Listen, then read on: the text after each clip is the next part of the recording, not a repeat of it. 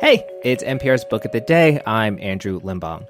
A couple of weeks ago, we were talking on the NPR Books newsletter about the impact of book awards, which, by the way, if you don't subscribe, you should. You know, we have a fun time over there. It's at npr.org/newsletter/books.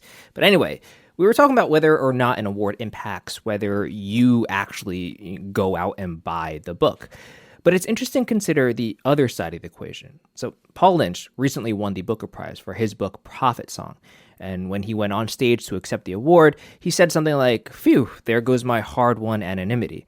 And he says it like it's a joke. But after listening to today's interview, I'm not sure how much of a joke it was. Because NPR's Scott Simon asks him about being a Booker Prize winner and how that means he's one of the most important writers in the world today. And you can tell by his answer that it's starting to weigh on him quite a bit. That's in a minute. This message comes from NPR sponsor Shopify, the global commerce platform that helps you sell and show up exactly the way you want to. Customize your online store to your style. Sign up for a $1 per month trial period at shopify.com/NPR.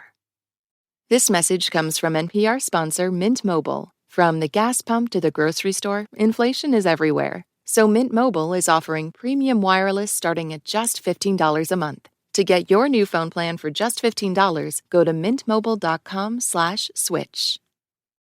Paul Lynch's novel, Prophet Song, has just won the 2023 Booker Prize a few weeks ago. It's set in modern Dublin, and there's an unnamed pandemic, an unspecified national emergency, when one night Eilish, a biologist for a biotech company and mother of four, answers a knock at the door. Two police officers are looking for her husband Larry, a leader in the teachers' union. They say it's nothing to worry about. But soon Eilish finds herself in a world in which loved ones go missing. Co-workers are led away. People turn on water taps to avoid being overheard, and church bells ring out. But there seems to be no mercy. Paul Lynch joins us from Dublin. Thank you so much for being with us. And certainly congratulations on winning the Booker. Thank you, Scott. It's a great pleasure to be here with you. Did you set out to write a story set in Syria? It's funny, my editor, Juliet Maybe at One World, has given out to me for having, she says, you've produced at least 3 origin stories for this book. And I've laughed because the truth is you just don't know. Like there's so many things that nucleate around sort of core ideas in your subconscious. But the modern world was leaking in, and you know the book is set in Dublin. Though it's a dream of a modern Ireland. It's a sort of, maybe it's a counterfactual Ireland. Perhaps it's set in the future. I don't specify that, and there's a reason why I don't specify. I'm allowing a space for the reader to sort of occupy, where I'm not identifying the background politics. That's completely besides the point. I'm paying attention to the sort of the beating heart of the moment, the sort of personal cost of events. I'm watching Eilish. I'm seeing how she responds to something that I don't think has been properly articulated before in fiction, or at least not in a way that I'm interested in. I think of a great work like the Iliad, and where that foregrounds the politics, it foregrounds the heroics. And I wondered what if you turn that inside out? You'd be left with people like Eilish Stack in Prophet Song, the stories that aren't told, that only the novelist can truly reach and take hold of. And that's what I wanted to do in this book, when I'm following the exploits of a family trying to stay together, a mother who's trying to navigate a labyrinth, because that's what effectively this is.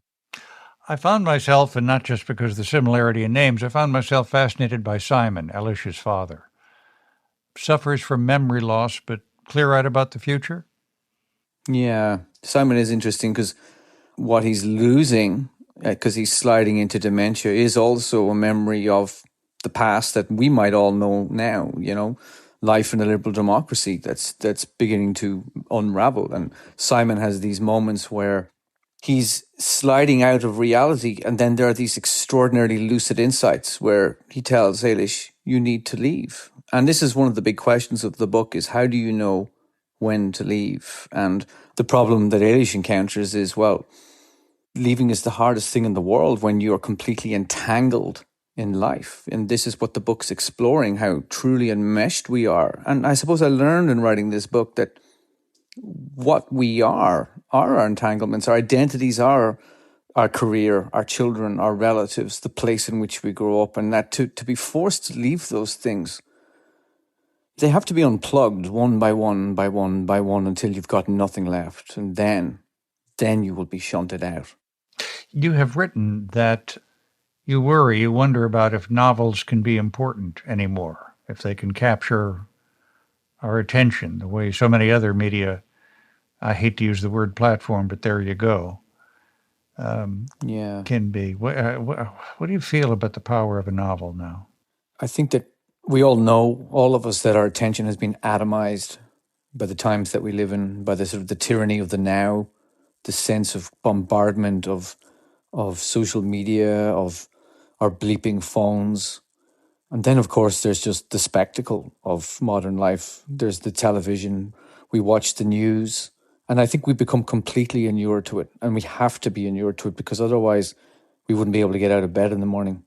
And yet, what we're watching has great import, and it's very difficult to connect with what we're seeing. And so I wondered about that. I wondered about how can fiction work its way around our defenses so that not sympathy but empathy becomes possible. And I say this with a caveat that I'm not interested as a novelist in bringing a message to the world. I'm not interested in being a writer who has a political message because I just think that would be so limited. I think true complexity requires us a myriad number of lenses. I say all that, and at the same time, I think this book carries moral weight. It arrives at a place of moral weight. And I do seek to bypass these self-defenses. And the novel used to have this whisper in the ear. It was at the center of the culture, and it didn't have to fight so hard to be heard. This is just my own small way. I'm just a guy in Dublin. I'm just a guy working in his house in Dublin. Well, but a guy who's just won the Booker, which immediately makes you, I don't have to tell you, one of the most significant novelists in the world, doesn't it? It does, yeah. I'm finding myself sort of plucked and placed onto the world stage. You're probably approaching the 60th interview since I've won this prize, and I'm burning out, Scott. There's so little left of me at this point, and it's only the start of it, from what I gather. And it's an interesting thing for you to have to happen. In Irish literature, it's a tremendous thing. I'm the 6th Irish writer to win this prize. And so there comes with it a role, I suppose, within the culture here. And that's a role I'm willing to meet because it's an honor to win such an extraordinary prize. How many of us among the 60 who've interviewed you have asked, what do we do now? Nobody. What do we do now? Can I recommend silence? We just sit in silence. I think silence is the solution to the moment we're in. I'm trying to grab as many moments of silence as I can at the moment. I'm a meditator. I think the solution to the problem is to actually go inside and to get that, not the whisper in the ear, but the whisper of your own oracle. And it's such a challenge to hear it, and it gets drowned out by the modern world. Go for a hike. Sit down in a chair and turn your phone off. Read a book. Listen to your thoughts. That's what we need to do. Paul Lynch, his new novel, winner of this year's Booker Prize, Prophet Song. Thank you so much for being with us. My pleasure, Scott. Thank you.